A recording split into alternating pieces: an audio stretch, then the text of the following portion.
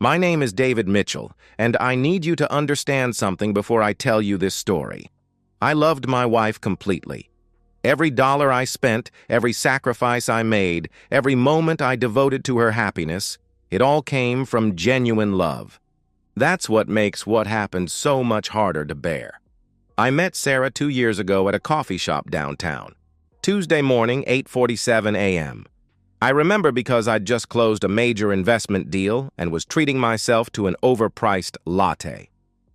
She was at the counter, fumbling through her purse, her cheeks flushing pink as she whispered to the barista that she'd forgotten her wallet.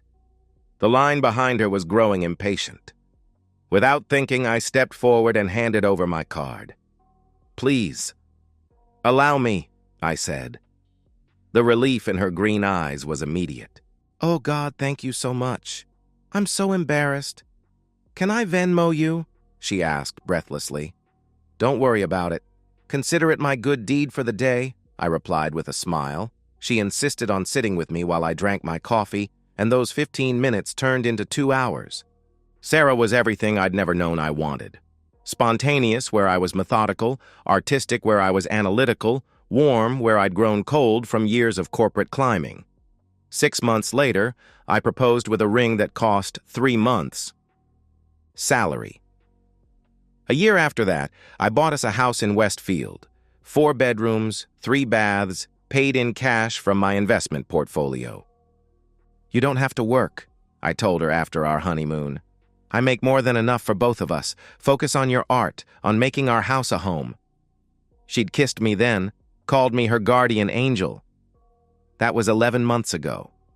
Tonight, I arrived home at 7:23 p.m., later than usual due to a client emergency. The house was dark, not even the porch light on. Sarah always left the porch light on. "Sarah?" I called out, setting my briefcase by the door. "Honey?" The silence that answered felt wrong, dense. Our dinner sat on the kitchen counter. Chicken. Marsala, my favorite. Completely cold. The oven was off. The wine bottle she'd opened sat with only 1 glass poured, untouched. I moved through our house methodically. Living room, empty. Her current painting half finished on the easel. Master bedroom. Bed still made from this morning, her yoga mat rolled in the corner. Guest rooms, untouched. Her car wasn't in the garage. My calls went straight to voicemail. "Hi, this is Sarah. Leave some love," her recorded voice chirped. I texted, "Where are you? Getting worried." Then, "Sarah, please call me." Then, "I'm really concerned now. Just let me know you're okay." I called her mother in Ohio. "No, David, we haven't heard from her since Sunday. Is everything all right?" She responded with concern. Her best friend Lisa hadn't seen her since their lunch date yesterday. Her sister, in California, was equally clueless. With each call, the knot in my stomach tightened. I knew my wife's routines like a symphony. 7 a.m. yoga in our home gym, 8:30 a.m. shower with that lavender body wash, 10 a.m. painting time, 2 p.m. shopping or errands, 4 p.m. start dinner, 6 p.m. her evening bath with a glass of wine and whatever novel she was reading. I paid attention because I cared, because knowing her patterns meant knowing how to make her happy. I searched for signs of packing. Her clothes hung perfectly organized, by color, just how she liked them. Her jewelry box sat on the vanity, everything in place. Her suitcase remained in the closet. Even her toothbrush stood in its holder. Something glinted behind her jewelry box. I pulled out a business card. Morrison and Associates, Family Law. The appointment reminder on the back was dated 3 weeks ago. My hands shook as I dialed 911. 911, what's your emergency? The dispatcher answered. "My wife is missing. She's never done this before." "Something's wrong," I said urgently. "How long has she been missing, sir?" she asked. I looked at the cold dinner, the untouched wine, the business card in my trembling hand.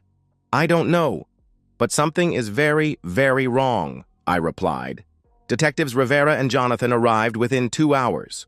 Rivera was older, graying at the temples with tired eyes that had seen too much. Jonathan looked younger, sharper, like she had something to prove. They sat across from me at my dining room table, notebooks out, recording device between us. "Mr. Mitchell," Rivera began, "tell us about your relationship with your wife." "We're happy," I said automatically. "We love each other. This isn't like her at all." "When did you last see her?" Jonathan asked directly. "This morning, around 6:45. I left for work early, had a 7:30 meeting with a client. She was still in bed, but she kissed me goodbye like always," I answered. "Any recent arguments?" Rivera inquired, his pen hovering over his notepad. "No, nothing. We rarely fight. I mean, small things sometimes. She thinks I work too much. I wish she'd be more careful with spending. But nothing serious," I replied honestly. Jonathan and Rivera exchanged glances. "Mr. Mitchell," Jonathan said slowly, "we need to ask some difficult questions. Has your wife seemed distant lately?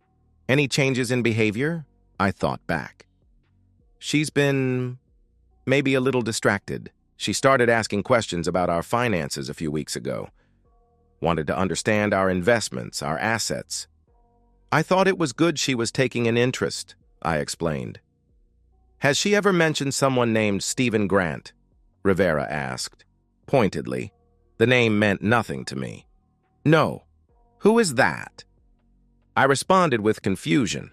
Rivera slid a photograph across the table. It was from a security camera, grainy but clear enough. Sarah, my Sarah, kissing a man outside a restaurant I'd never taken her to. The timestamp showed 2 weeks ago, 1:30 p.m., when she told me she was shopping for new curtains. That can't be. The words died in my throat. "Phone records show your wife has been in regular contact with Mr. Webb for approximately 4 months, Jonathan stated matter-of-factly, producing a printed log. Daily calls often lasting over an hour, text messages numbering in the thousands. Each word felt like a physical blow. Rivera pulled out his tablet, swiping through screenshots. "These are from Mr. Webb's social media posted over the last 3 months, he explained. Sarah at a concert, her hand in his. Sarah laughing at some winery I'd never heard of. Sarah in a hotel room, wearing lingerie I'd never seen, the photo, carefully cropped but the implication clear. "I think I'm going to be sick," I managed to say. "There's more," Jonathan said, not unkindly. "We've spoken to some of your wife's friends. We have copies of text messages she sent them." She began reading. From her phone. "David's too dumb to notice anything. I could disappear for days and he'd just think I was at yoga." She continued. "My walking wallet comes home tonight. Time to play loving wife again." Then another. "Stephen makes me feel alive. David just makes me feel funded." My vision blurred. This couldn't be Sarah. Not my Sarah who cried at romantic comedies, who left me love notes in my briefcase, who, "This one's from last week," Rivera interjected. Reading from his notes. "If I divorce him, I get the house and half of everything. He was too trusting to protect himself. No prenup, the idiot." "We've confirmed she met with a divorce attorney," Jonathan added. "Morrison and Associates. She was calculating her settlement value. With the house, your business assets, investment accounts, and retirement funds, she stood to receive approximately $400,000. Her friend Lisa reported that Sarah said she was waiting for the right moment to leave," Rivera continued. "She and Mr. Webb were apparently planning to start fresh together with your money." I stared at the business card I'd found, understanding flooding through me like ice water. "You think I found out? You think I did something to her?" I said quietly. "Did?" "You?" Jonathan asked directly. "No! I had no idea about any of this until right now. I loved my wife. I thought she loved me," I protested. "Mr. Mitchell," Rivera leaned forward. "Neighbors reported hearing raised voices from your home the night before Sarah disappeared. Can you explain that?" The night before? That's impossible. I was home with Sarah all evening. We watched Netflix and went to bed early. "No arguments," I insisted. "And last night, "Where were you last night when Sarah disappeared?" he pressed. "I was at my company's annual investor event from 6 p.m. until after midnight. 300 people saw me there," I answered confidently. "We'll need to verify that," Jonathan stated, making notes. "Please do. Check everything. I have nothing to hide," I said firmly. But even as I said it, I could see how it looked. Betrayed husband, financial motive for murder, her planning to take everything. "Where did her phone last ping?" I asked. Rivera hesitated before answering. "Near the old Brennan Quarry, about 40 miles north. Interestingly, your company just completed a project in that area, didn't it?" The walls felt like they were closing in. Every piece of evidence pointed to me. The cuckolded husband who'd discovered his wife's affair and her plan to destroy him financially. The husband with means, motive, and now, seemingly, opportunity. "I want a lawyer," I said quietly. Rivera nodded, closing his notebook. "That's probably wise, Mr. Mitchell. Don't leave town," he advised. The next 3 weeks were hell. My lawyer, James Brennan, was excellent but expensive, $500 an hour to defend me against suspicions that grew stronger by the day. The investigation had intensified, and Detective Rivera seemed particularly convinced of my guilt. "Your neighbors, the Pattersons, now claim they heard arguing from your house the night Sarah disappeared," Rivera told me during another interrogation. "They're prepared to testify." "That's impossible," I insisted, Brennan's hand on my arm, warning me to stay calm. "I was at the Riverside Hotel with 300 witnesses." "Funny thing about that," Jonathan interjected, "security footage from the gas station 2 miles from the quarry shows your car there at 5:47 p.m. You didn't arrive at your event until 6:15. That's a tight window, Mr. Mitchell." "I needed gas. Is that a crime?" I responded defensively. "When your wife's phone dies, in that exact area at 5:52 p.m.? "It's certainly interesting," she replied skeptically. The media had gotten hold of the story. "Jealous husband prime suspect in wife's disappearance," ran across the evening news. Sarah's family, who I'd supported, who I'd welcomed into my home, gave interviews painting me as controlling, possessive. Her sister claimed I'd isolated Sarah from her family, though I'd paid for their flights to visit 4 times in the past year. But the worst revelations came from Stephen Grant's friends. They seemed to take pleasure in destroying me, revealing every humiliating detail of Sarah's betrayal. "She called him her puppy dog," one of them told investigators. His statement later leaked to the press. "Said he'd do anything she asked, buy anything she wanted." She was laughing about how she'd convinced him to buy a $400,000 house in cash so it would be a marital asset. Sarah's hairdresser came forward. She told me she was playing the long game. Stay married just long enough to establish lifestyle. Expectations for alimony. She said David was so boring she had to think about Stephen just to kiss him goodnight. Each revelation cut deeper. The woman I'd cherished had seen me as nothing but a mark, a fool to be fleeced. The investigative file, parts of which Brennan managed to obtain, painted a picture of systematic deception. Sarah had been moving money slowly, opening accounts I didn't know about, preparing for her exit. "But here's what they don't have," Brennan told me, spreading files across his conference table. "Physical evidence. No body, no crime scene, no witnesses to any actual crime. And most importantly, you have an alibi they can't break." He was right. The investigation had uncovered my stop at the gas station, yes, but the quarry was another 15 minutes away. For me to have killed both Sarah and Stephen, disposed of their bodies, and made it to the investor event by 6:15 would have required superhuman speed and efficiency. "The Riverside Hotel security footage is your salvation," Brennan explained. "You're on camera arriving at 6:15, mingling by 6:20. You gave a speech at 7:30. You're in the background of dozens of photos throughout the night. The CEO of Franklin Investments personally remembers discussing the Singapore expansion with you. Around 8 p.m., you didn't leave until 12:30 a.m., again on camera. The forensics team found nothing at the quarry despite extensive searching. No blood, no signs of struggle, no bodies. Sarah's car was discovered at the airport's long-term parking, tagged from the day she disappeared. Security footage showed a figure in a hoodie and sunglasses parking it, but the image was too distorted for identification. "They're theorizing you hired someone," Brennan told me after another police interview. "But that's desperation talking. They've subpoenaed your financial records, your phone records, everything. There's no evidence of any large cash withdrawals, no suspicious contacts, nothing." Detective Rivera made one last attempt, bringing me in for what would be the final official interrogation. "I know you did it," he said, off the record while Jonathan was getting coffee. "You're smart, I'll give you that. But you found out about the affair, about her plan to take you for everything, and you snapped. It's understandable. Any man would be angry." "I didn't know," I said quietly. "Not until you told me." "Your web history shows otherwise. You searched for Stephen Grant 3 weeks before Sarah disappeared," he countered. My lawyer interjected immediately.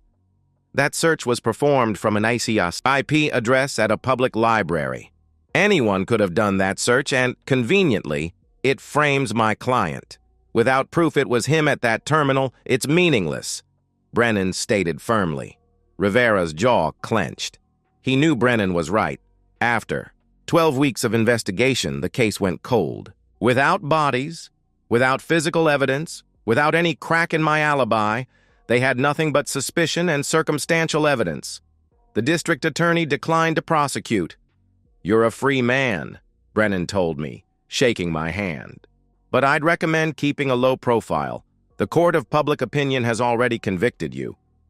He was right. Neighbors crossed the street when they saw me coming. Sarah's family had filed a civil suit, trying to prevent me from accessing her, life insurance, or any of our joint assets. The whispers followed me everywhere. "There goes David Mitchell, the man who got away with murder." But legally, I was untouchable. As I left the police station for the last time, I caught my reflection in the glass doors. For just a moment, the mask slipped, and I saw myself as I really was.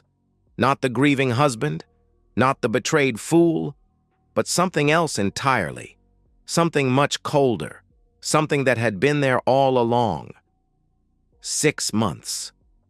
That's how long the case has been cold. 6 months of freedom, of carefully maintained grief, of playing the victim so perfectly that even some of the doubters have started to wonder if maybe, just maybe, I really am innocent.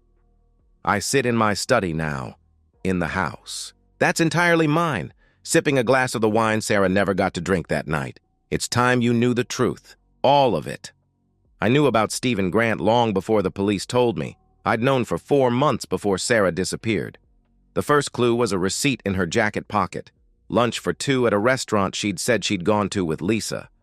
But Lisa had posted on Instagram that same day from her office, complaining about working through lunch. After that, I paid attention differently. I installed tracking software on her phone during one of her wine-heavy evenings, cloning it to monitor her messages and location. I placed a voice-activated recorder in her car. I watched, I listened, and I learned everything. I knew about every meeting with Stephen, every lie she told me, every cruel thing she said about me to her friends. I knew about the divorce attorney, the financial planning, her timeline for leaving. She planned to wait until after my company's merger went through, another 6 months, to maximize her settlement. The hardest part wasn't discovering the affair. It was maintaining the facade of ignorance. Coming home each night, kissing the woman who called me her walking wallet, pretending to believe her lies about shopping trips, and yoga classes, listening to her fake orgasms while knowing she was thinking of Stephen, playing the devoted fool while she and her lover planned to destroy me. But I'm nothing if not patient, methodical. I'd built my wealth through careful planning and perfect execution. This would be no different. The corporate event wasn't originally scheduled for that night. I'd convinced the board to move it, citing venue availability. I needed that alibi to be ironclad, public, Documented. 300 witnesses to place me nowhere near Sarah when she disappeared. The gas station stop was calculated. I knew they'd check cameras along any route to the quarry, so I stopped at the one that would put me in the area but give me an impossibly tight timeline. 15 minutes to drive to the quarry, kill 2 people, hide bodies, and return. No prosecutor would risk that argument. Here's what really happened that night. I left work at 4:30 p.m. earlier than I'd told anyone. I drove to the abandoned warehouse on Timber Road, a property my company had surveyed months ago but rejected for development. Sarah and Stephen were already there, lured by messages I'd sent from a spoofed number promising each that the other had a romantic surprise planned. They arrived separately, confusion turning to fear when they saw me step out of the shadows. Not the pathetic David they'd mocked, but someone else. Someone who'd been wearing a mask for months while planning every detail of this moment. "Hello, Sarah," I said calmly. "Stephen." Sarah tried to lie, to manipulate, to cry. Stephen tried to run, then to fight. Neither strategy worked. I'd come prepared. Plastic sheeting, tools, a plan refined through months of preparation. I won't describe the details. Some things should remain unspoken. But I will say this. They understood in those final moments that the fool they'd mocked had never existed, that they'd been the marks all along. The bodies went into construction-grade barrels I'd filled with lye, stored weeks ago in a storage unit rented under a false name, paid in cash. The quarry was misdirection. I'd made sure to drive Sarah's phone there, turned it on just long enough to ping the tower at 5:52 p.m., then destroyed it completely. Her car went to the airport immediately after. I'd worn the hoodie and sunglasses, changed my gait, made myself unrecognizable. By 6:10 p.m., I was pulling into the Riverside Hotel, not a speck of blood on me, my car cleaned with bleach wipes I later burned. I made it to the gas station at 5:47 p.m. specifically to create that impossible timeline. How could I dispose of 2 bodies and still make a public appearance by 6:15? The speech I gave that night about investment opportunities was one of my best. I mingled, I laughed, I drank champagne while Sarah and Stephen dissolved into nothing. The storage unit was cleaned out a month later when the rental expired. The barrels had already been moved, their contents dispersed into industrial waste systems across 3 states during my grieving business trips. There's nothing left of them but memories and the money they'll never touch. The life insurance. Paid out last week, $250,000. Sarah's family's civil suit failed. Without a body, she's merely missing, not dead. In 7 years, I can have her declared legally dead and access the rest. But I'm in no hurry. I have everything I need. The investigation was almost amusing to watch. Rivera was so close yet so far. He sensed the truth but could never prove it. The neighbors who heard arguing, power of suggestion, after police asked if they'd heard anything, suddenly they remembered raised voices. The library computer search for Stephen Grant? I did make that search, wearing gloves, knowing they'd find it and it would seem like sloppy planning inconsistent with the otherwise perfect crime. Every piece of evidence they found was either planted by me or anticipated and accounted for. I'd studied forensics, procedure, precedent. I'd gamed out every scenario, every investigation path. I'd built in multiple levels of misdirection and reasonable doubt. The best part? Everyone knows I did it, but no one can prove it. I've become urban legend, cocktail party gossip, a cautionary tale told in whispers. The man who killed his cheating wife and got away with it. They're right, of course. But being right and proving it are very different things. 1 year later. The hostess at Chez Laurent knows me now, always has my regular table ready. The one. In the corner where Sarah and I used to celebrate anniversaries. Tonight, I'm here with Jennifer, a pediatric nurse with kind eyes and a laugh that's nothing like Sarah's. "I'm sorry about your wife," she said on our first date, as everyone does. "It must be so hard, not knowing what happened." "The not knowing is the worst part," I replied, the practiced sadness perfect in my voice. but I've learned to live with it, to move forward. Sarah's family still sends threatening letters through their lawyer. Her sister posts on social media about justice and karma. But the posts get less frequent, the anger fading to resignation. Time heals all wounds, even those of suspicion. My business has thrived. There's something about tragedy that makes people trust you. The wounded bird effect, my therapist calls it. Clients feel safe with someone who's suffered, who's survived. My assets have doubled this year alone. The insurance money was invested. Wisely, tech stocks that have soared, real estate in up-and-coming neighborhoods. Sarah would have wasted it on designer bags and spa treatments. Instead, it's working, growing, building the empire she tried to steal. You're different from how I expected, Jennifer says over dessert, her hand finding mine across the table. Sarah's friend said you were cold, controlling, but you're nothing like that. Grief changes people, I tell her. It taught me what really matters: trust, honesty, appreciation for every moment. She squeezes my hand, moved by my apparent vulnerability. She doesn't know about the prenup already drafted in my desk drawer, the background check I ran before our first date, the GPS tracker. I'll eventually suggest she keep in her purse for safety. I've learned from my mistakes. Sarah taught me that love without verification is just vulnerability. Trust without surveillance is just naivety. The next Mrs. Mitchell will be everything Sarah wasn't: faithful, grateful, and carefully monitored. The maitre d' stops by our table. Mr. Mitchell, so wonderful to see you moving forward. Your wife would want you to be happy, he comments warmly. Thank you, Philippe. I like to think she's at peace wherever she is. I respond graciously. Jennifer tears up at this, touched by my grace. She doesn't catch the slight emphasis on wherever she is, doesn't know that Sarah is everywhere and nowhere, dissolved, dispersed, disappeared. 40 miles north, the quarry has been filled in for a new development, one my company won the A bid for. In a twist of irony that would make Sarah laugh, it's going to be a luxury shopping center. After dinner, I drive Jennifer home, playing the gentleman, not pushing for more than a goodnight kiss. I've learned patience. In 6 months, she'll move in. In a year, we'll be married. This time, everything will be properly documented, legally protected, carefully controlled. As I drive home alone, I pass the coffee shop where I met Sarah. They've changed the name, but I still remember standing at that counter watching her fumble for her wallet. Even then, I'd known she was performing.